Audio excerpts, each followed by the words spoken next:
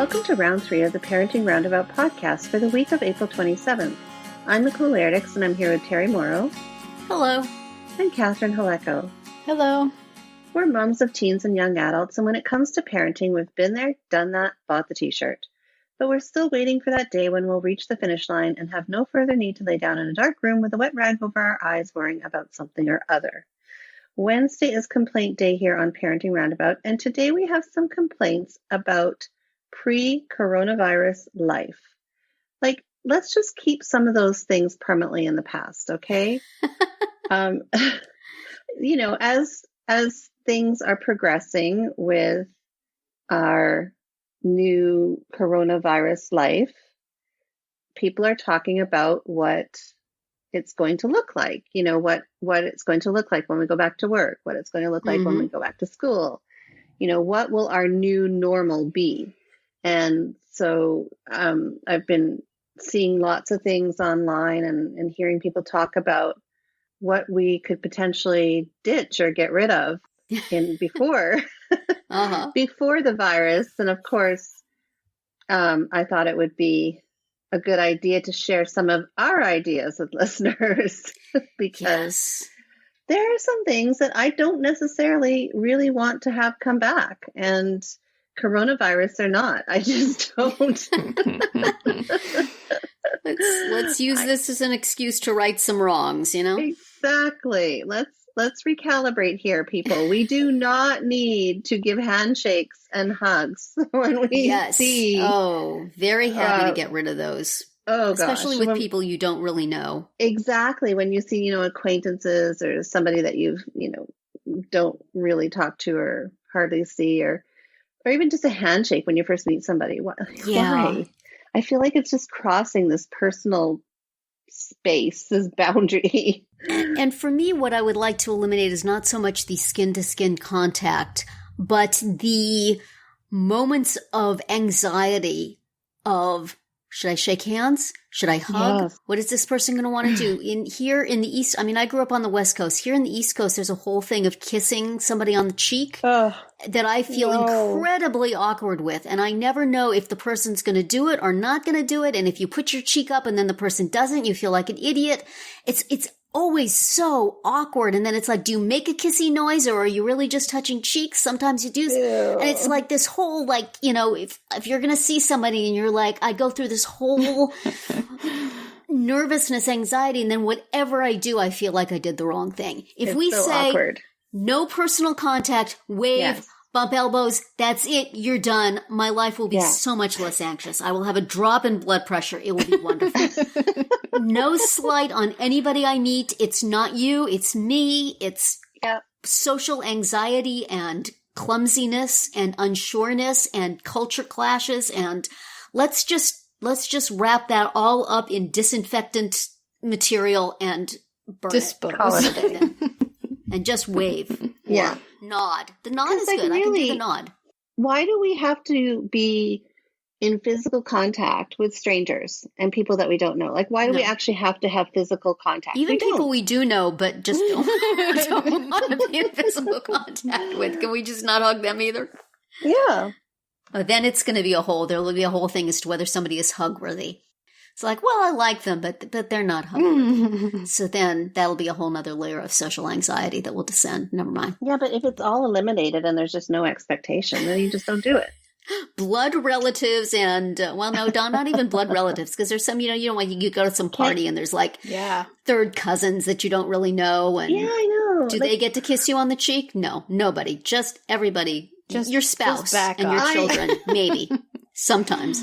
I grew up with parents who insisted that when I said goodnight, I had to go around the room and hug everybody goodnight. And that, uncles, great uncles, aunts, people, friends of theirs. It was awful. It was so awfully awful. And parents, friends who you call uncle and aunt, even though they're not related to you. Yeah. And it's like, no, can we just get rid of it altogether? Yes. Just immediate family only. Unless we've made a previous deal that we will hug each other. Unless we have a contract. Signed a contract. laying out what we are comfortable with. Exactly. So I have this saying when I was teaching the kids in my classes, when I was, a classroom teacher, the saying was respect the bubble. So, you just pretend that you have this invisible bubble around yourself. Oh, that's nice. I like that. Yeah. Let's just go through life going, respect the bubble. Back off. Back off. Right. So you're bumping my bubble. I think that could eliminate a lot of grief that people face. You know what might be fun also? If they could find a way to wear mask wearing comfortable. I understand in some Asian cultures wearing masks is very common. Think of how much money women would save on lipstick, and you would only have to make up your eyes and that would be it. Think of how much time that would save. The whole everything from your eyes down can be pimples. You could have a tooth pulled and not have to get it. Absolutely. Yes. Your teeth can be yellow. Who cares? Nobody's going to see them. Great. I think that could have some real benefits for society. Mm-hmm. Just going to be all about the general contour of your face. And can we please do something about those nasty gas pumps? Like, come on. I mean... See, Terry does not have this problem. Yes, this is a problem y'all can discuss because New Jersey is one of the few states left that does not allow self-serve. Right. So they talk about it every now and then. There are rumblings that it's going to be coming in. People are horrified at the idea. I grew up pumping gas. Mm-hmm. At this particular juncture in my life, it makes no difference to me because that's what husbands are for. My husband goes and gets the gas, so I would not personally have to sully myself by touching a gas pump. But at this time... the gas guy has to do it, and that's just fine. So tell me your troubles about the disgusting gas pumps. It's been a long time since I've had to use one. I've never thought about it until this pandemic, that like when you touch a gas pump, there's 100 or 1,000 people that have touched it before you. I've not thought about how gross that is until... I had a reason to. I've always just worried about the gas fumes and the disgusting, gas that's on the thing. And now do I have gas on my hands? And I'm, right. But now you have to worry. So the gas doesn't just like destroy the germs. It's still germy. Well, we're talking about like the handle of the gas pump. I know. I always felt like the handle had gas on it too. I don't know. That might just be me. Probably. It might just be definitely your hands along the line. Like there's gas on everything. There's gas on my shoes. Somewhere along the line years ago, somebody pointed out how disgusting gas pump handles were. So from then on, I just started carrying like handy wipes in my car and used them every time I pumped gas.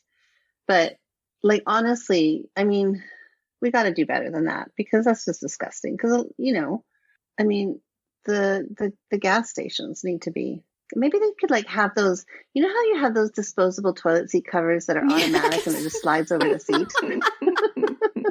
There you go. We need that everywhere. Mm-hmm. Yeah. So much for the environment. Yes. Yeah. I notice how environmental concerns get. Now they're saying we were almost all but switched to fabric shopping bags, and now they're saying fabric shopping bags can hold the virus, and so therefore you should go back to disposable. Yeah, they're plastic. not allowed in our stores. Yeah, same. It's like we've stopped caring about the environment. We just care about the virus. It may be that it's a wash because of the fact that we're not driving. Right, that's true. But yeah, I mean, back at when this first started, I was like, wow, think of the environmental, like so much having to use disposable everything is upsetting to me. But I guess it's less upsetting than getting sick. Yeah. Yeah. I mean, the less driving would be a nice thing to hold on to if we can, if more people can work virtually. I mean, if this is working out for companies, maybe people don't actually have to go back into the office 40 hours a week. Maybe there could be more working at home days, now that everybody's got their technology set up and stuff. That'd be nice. I suspect it's going to go that way. Yeah, I kind of think so, because I think it's going to be a long time before people feel comfortable being back in offices. At least certainly those open plan offices where everybody's breathing on each other. I mean, that could be a nice environmental benefit if there's less driving. And can we just please all get rid of those door handles in bathrooms? Like, there has to be another way. Yes, long before this pandemic, I was the one who was like using a paper towel to open the door, and then you had to like prop the door open and throw the paper towel towards the trash can, and you might not make it. Oh my. We were somewhere where they had like this step that you were supposed to use to open the door, and I've seen that advertised. But it was like impossible. I mean, I was in this restroom with my daughter and I was trying to use the step thing to open the door and I'm like, I can't do it. And she was laughing at me. Then she tried. Really? She was like, okay, no, I can't do it either. Like, it was just too hard to, like, you needed so much pressure, or I don't know. It just didn't work. But yes, there should be, automatic doors or whatever. Yeah. Yeah, that would be fine. Touchless everything. Everybody has to use like Apple Pay so that you don't have to touch any keypads or anything. That nasty keypad. Yeah. Yes. Yeah.